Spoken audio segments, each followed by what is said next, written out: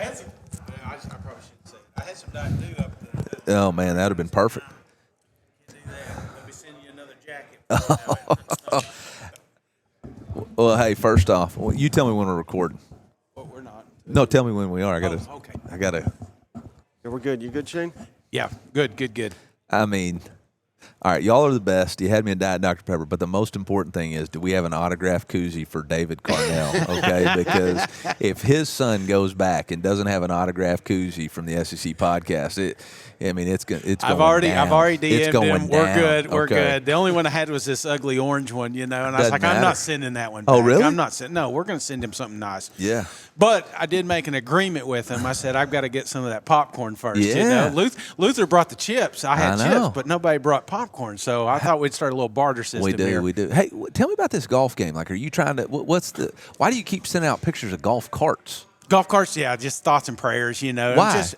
Because I don't know, it's accountability for me, and Right. I love it. Are you walking or are you riding?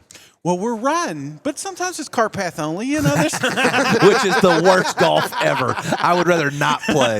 When they go, hey, it's golf paddling, I'm like, I'm out for the day. I ain't even playing. I'd rather not do that. Absolutely, man. Well, you are the star of the show today, man, and I appreciate you taking the time to come back here. I know it's not easy to find that SEC podcast buried back here in the back, but I need a little bit more respect for these guys. Well, I mean, there is a rumor. I don't know if this is true or not, and I haven't fact checked it, but they said that every time Shane has been on the Jumbotron, you've been undefeated. So I don't know if that's true or not. Go. How surprised were you when you saw him? I saw you walking into the game. You recognized him, give him a handshake. Oh, yeah. I wasn't surprised because I follow him on Twitter. I knew he was making the trek. I was appreciative of it. So, yeah, it was awesome. It was great. And if you've not been up there, I just don't feel like it gets enough respect. You have to. You have to be there. Wait till you see this new $250 million North End Zone project when they get that completed. It's going to be extremely impressive. And the investment that the fan base has made and the administration has been awesome. And honestly, if you build it, they will come. I got to give a lot of credit. We had not turned it around or had the success that we have. And the president and the board believed enough in us and in what we were doing to go ahead and put those things in motion. So very appreciative to them.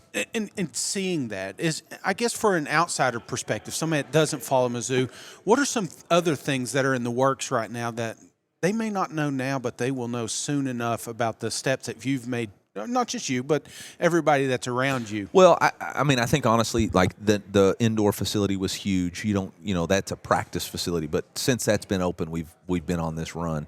We've redone the weight room. We redid the grass football fields. We put lights on the practice fields. Things that are taken for granted that shouldn't be taken for granted. Redid the turf. Now we've done a $250 million in the middle of a $250 million North End Zone expansion. I think all of those things are significant. We redid the wellness center inside the athletic training part, because the most important thing on our football team is our players' bodies, and getting those guys healthy is extremely important. So, there's been all kinds of investment in the things that matter, which, winning comes down to doing little things really well. Yeah. Nutrition, strength and development, mental performance, all those things matter. And it even goes a step further. Hell, you didn't mention the state. I mean, they changed laws to give you guys the most help you can possibly get, all legal. But how special is it? You mentioned the facilities, the stadium. Yeah, you're right. The fans are kicking ass for you. We don't have the state law that Tennessee does, now, which, again, is why we need to get some federal legislation so we're all operating on the same playing field. But, again, the state has bought in from top to bottom. Was fortunate to have dinner with the governor the other night, and his conversation was what's going on with the football team, who's going to be our starting quarterback. They're bought in. But that's unique. Important. Not every coach gets that. I mean, how blessed are you for that? I'm very blessed. It's like I opened with, what a privilege, to be challenged by the problems that you basically choose yourself to be involved in, and that's why, for me, the tone of my conversation was I didn't want to get up there and complain. Yeah. It's not about complaining. It's about presenting, hey, these are solutions and opportunities, but, man, this is an awesome blessing to get to do what we do. Yeah, and I see a shift online, too. I mean, don't have the St. Louis football team anymore, so it's like we got to find somebody. There's some Chief fans up there, of course, but it seems like there was just this massive shift to almost like SEC teams that have always not had professional teams around here. No doubt. Yeah, we see that vibe online. One of the most passionate fan bases out there is Mizzou, and that's why we love them so much. But one of the things I wanted to ask you is because, how many 10-win seasons does Mizzou have to have before they start getting respect around here? Don't matter. Let's just have another one. I don't Let's just care do how it. many we have to have. Yeah. I don't care about what happened in the past. We got to, for us, it's about consistency of performance. And this year's really important for us to have a consistent performance. We've got a great opportunity with the way the schedule sets up. We got a great opportunity with the players that we return.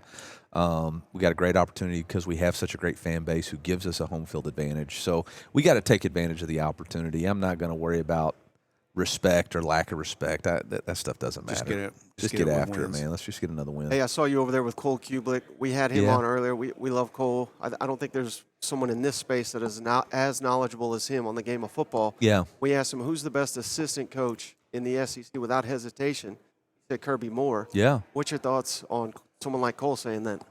Yeah, I mean, obviously Cole, I think, is very well respected because of the way he played the game, and I think he studies and works really hard. I think it's what separates Coach Saban from the rest. I think Cole puts a lot of time and energy, and for him to recognize the amount of work and the schemes that Kirby has put together, and honestly, I mean, the past 2 years have been the most successful I've had as a head coach, and it coincides with having Kirby as our offensive coordinator. So we're very blessed to have him. Yeah. Why'd you take that step today? And thank you for doing it. For honoring Mike Leach right out the gate, because we've been saying that. We close every single show with Mike Leach. He gave us a shout-out one time. We love that guy, and they shouldn't even have this damn building if they're not going to put him in it. I opened my SEC Media Days last year asking for Mike Leach, and so I thought it was important. I went out and made public statements about it, so I wanted to recognize their achievement or their willingness to amend that and make it happen, so it was awesome. Well, I've always thought about Brady Cook when I thought about Mizzou and what he brought to that locker room, what he brought to that team. I mean, you can't. It's not replacing a quarterback. You're replacing the captain, maybe in the heart and soul. What has been that transition? You brought three wonderful guys here today, but is that something you looked for, or is it something that just stood out like a sore thumb? Like, I'm bringing these guys. Well, there's a lot of things. Connor and Dalen have been with me a long time, and they were there when it ain't good. They chose to be there when it was tough, and they've stayed with it, and they've played a lot of games for us.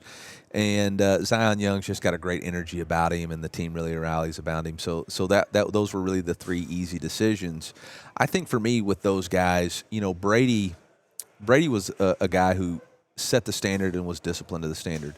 These guys are taking a different approach, man, in the part that they have responsibility for the standard, and there's a difference. When you're responsible for the standard, when you see trash on the ground, you go pick it up. You just don't do up downs because there's trash. You make sure that the locker room stays clean. You're not just hey, we got to clean the locker room. Discipline is, hey, I'm going to throw my trash away. Responsibility is when you see trash on the floor, you go grab it and throw it away yourself. And I think there's just a different step that's going on right now with this group. I think they're accepting responsibility for the standard, and they're applying it every day to themselves instead of having to be told or just upholding themselves with that discipline. And I think that's a potential to have a really good team. I don't know if you remember a couple of years ago, the first time you came on, it was nothing but Arkansas fans chirping at you. They're pretty silent, I think, because of the record. Last year was Oklahoma fans. This ain't even a rivalry. Now we got Oklahoma people coming over here and say, that's the game we want the most now. Now it's Kansas. I'm just wondering who's going to be next year. I don't know. The list of haters is long and distinguished. Last that's question. good. That's what you got to have. Hey, we got all the time in the world, boys. That plane's going to wait. Yeah. This ain't Southwest. All right. That plane's going to wait. Well, I want to ask you about this Kansas matchup. Yeah. Because I've even booked a hotel because I may be heading that way. But Come on with it. I'm getting books sent to me. Yeah. They're saying, Shane, you don't get it. You don't appreciate how deep and ugly this It's rivalry is. And I was sitting in the stadium watching an Oklahoma game, listening to them sing a song about Kansas. Yeah. So tell the listeners just a little bit about what you're trying to do to let these kids know in that locker room how important this rivalry is. So we actually had a historian come in and talk about it. He's our vice provost of the university, Dr. Spain, came and talked about the history of this Kansas rivalry. And we've been doing something every month and every Friday to reinforce the importance of this game and why it's important to the fan base and why it needs to be important to our team. We had Andy Hill, a former player and coach, come and talk about that game and the importance of it. But when you understand that So Columbia, when it was formed, had to form a militia outside after the Civil War, and that militia was called the Tigers to protect themselves from insurgents coming and raiding different communities. And that's the origin of our football team's name. That's pretty significant, guys.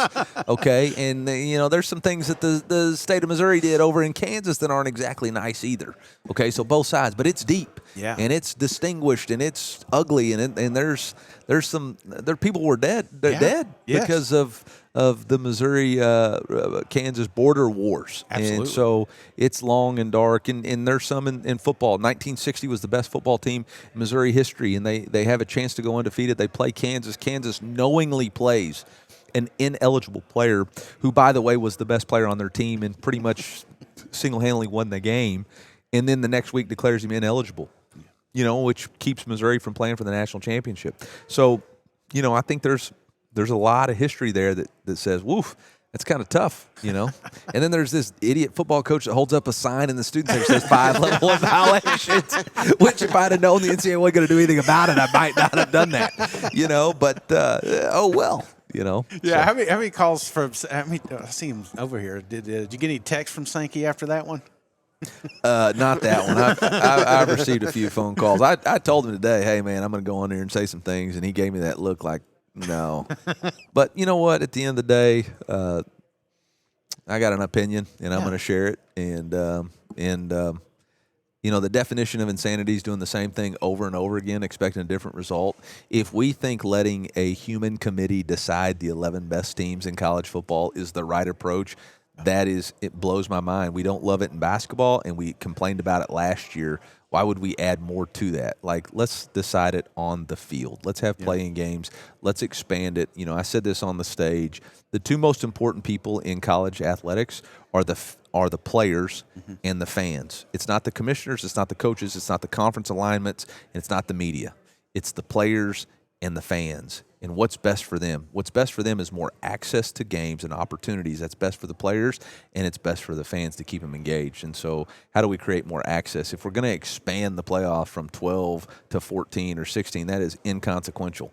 All right? But you expand it, and now you give 30 teams opportunities or 28 or 26. That's consequential. Yeah. That's monumental. That's having a mindset that's bigger than just right now. And so might as well speak on it. Nothing may change or something may change. Well, that's what I love is if you don't say it, it'll never change. If we just right. say, okay, well, 14 is all we're getting, 15 is all we're getting. Yeah. And there's teams in the SEC that would love to have, we'll just have the, top 4 in this league go. Yeah. Well, yeah, it's the same top 4, over the course of the last 10 years, it's the same top 4 consistently, right? But now if you say, hey, you got to be in the top 8, chance to play for it, well, now that creates opportunity for everybody in this league to compete, right? Absolutely. And that's what I'm looking for. And that was the argument, was you got more playoff games. I felt like when you get more playoff games, they're not going to mean as much during the week. I'm like, when did that change? Yeah. I felt like it was more than ever. We're going into November not knowing who the hell's going to be making this thing. And here's the other thing that I thought was very exciting. We played 4 playoff games off campus, right? Or on campus, which was awesome. And you know why else it was awesome? Because it wasn't during the NFL playoffs. Yeah. We weren't competing with airtime for the NFL. We had our own window that was about college football. And, you look at the NCAA basketball tournament, it's got its own window. It creates its own hype. You look at Omaha, you look at softball in Oklahoma City, they got their own window, own hype. Why does college football not have it? We play on a Monday night? Yeah. Because of the NFL playoffs, man, bump that calendar up. Let's do this whole thing right. Let's make college football what it's supposed to be, man. So, all right, they're waving me off. But, hey, man, I appreciate y'all. I appreciate the energy and passion that y'all have created. Thank you. Through X and the attention that y'all put into it and energy y'all put into it. Y'all are an important piece, and appreciate y'all. One coach 4 years ago was the only one to ever give us an opportunity. It was you, and I'll always be indebted to that. I appreciate that. Well, now y'all are big time. Thanks for making me today's fun. Glad we could work you in, Drink. Yeah. Y'all tried to box me out. You didn't even ask for me. I was like, dadgum. Thank you so much. Appreciate you.